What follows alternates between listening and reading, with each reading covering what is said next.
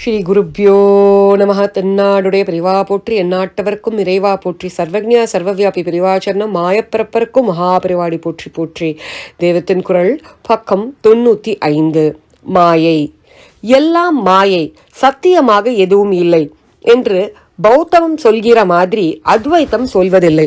பிரபஞ்சம் எல்லாம் மாயைதான். ஆனால் இதற்கு ஆதாரமாக பிரம்மம் என்பது பரம சத்தியமாக இருக்கிறது என்கிறது அத்வைத்தம். உலகத்தை மாயை என்று சொல்கிறீர்களே, இந்த உலகத்தில் இத்தனை காரியங்கள் கண்கூடாக நடந்து கொண்டிருக்கும் போது இதை எப்படி மாயை என்று சொல்லலாம் என்று கேட்கிறார்கள். மாயை என்றால் அடியோடு இல்லாத வஸ்து என்று நினைத்து கொண்டு இப்படி கேட்கிறார்கள். ஆனால் மாயை என்பது அடியோடு இல்லாத வஸ்து அல்ல. முயல் கொம்பு அல்லது மலடி மகன் என்று சொன்னால் உடனே அது அடியோடு இல்லாத வஸ்து என்று தள்ளிவிடுகிறோம். மாயை அப்படி இல்லை. அது இருப்பதாக நினைக்கிற மட்டில் இருப்பதாகவே தோன்றும். அது முயல் கொம்பு மாதிரி இல்லை. காணல் நீர் மாதிரியானது. காணல் நீர் கண்ணுக்கு தெரிகிறது, ஆனால் உண்மையில் அதில் ஜலம் இல்லை. அதை குடித்து நாம் தாக சாந்தி செய்து கொள்ள முடியாது. காணல் நீர் உண்மையான ஜலம் இல்லை என்று அறிந்தவர்களுக்கும் கூட காணல் நீர் தெரியத்தான் செய்கிறது.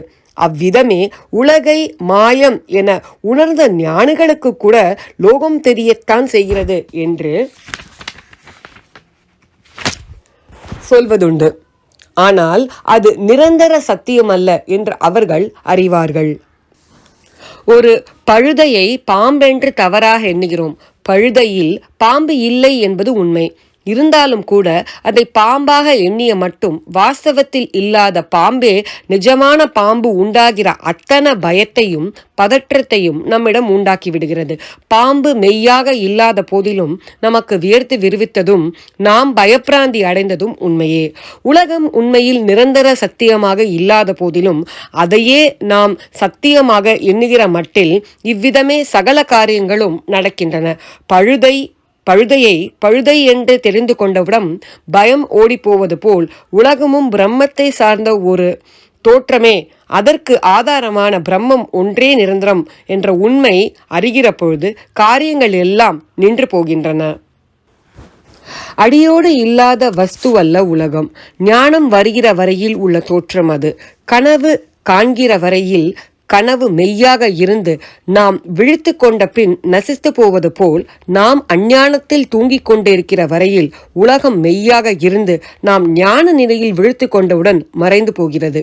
இவ்வாறு அப்பட்ட பொய்யாக இல்லாமல் தோன்றி மறைகிற தற்காலிக உண்மையாக உள்ள உலகத்தை அத்யந்த அசத் என்று சொல்லலாம். பிராதிபாசிக ஸ்தியம் என்பார்கள். கிளிஞ்சலில் வெயில் வெள்ளி மாதிரி மினுமினுவது போல் பிரம்மத்தில் மாயையால் உலகம் தற்காலிகமாக மினுமினுக்கிறது. மாயை என்பது ஞானிகளுக்கு பூஜ்யம்தான். ஆனால் ஞானம் வராத நிலையில் உள்ள ஜீவன் தன்னை ஒரு தனி எண்ணாக வைத்துக்கொண்டு பக்கத்தில் இந்த பூஜ்யத்தை சேர்த்து கொள்கிறான். ஓர் இலக்குக்கு பக்கத்தில் வருகிற பூஜ்யம் அதை 10, 20, 100, 1000 என்று ஆக்குவது போல் அந்த அஞ்ஞானிக்கு மாயையை பலவாக பிரிந்து வஸ்துக்களாக உலகமாக தோன்றுகிறது. ஞானியே உள்ளது உள்ளபடி பார்க்கிறான். ஒரே சர்க்கரையினால் பல பொம்மைகள் செய்திருக்கிறது போல் ஒரே பிரம்மம் இத்தனையும் ஆகியிருக்கிறது.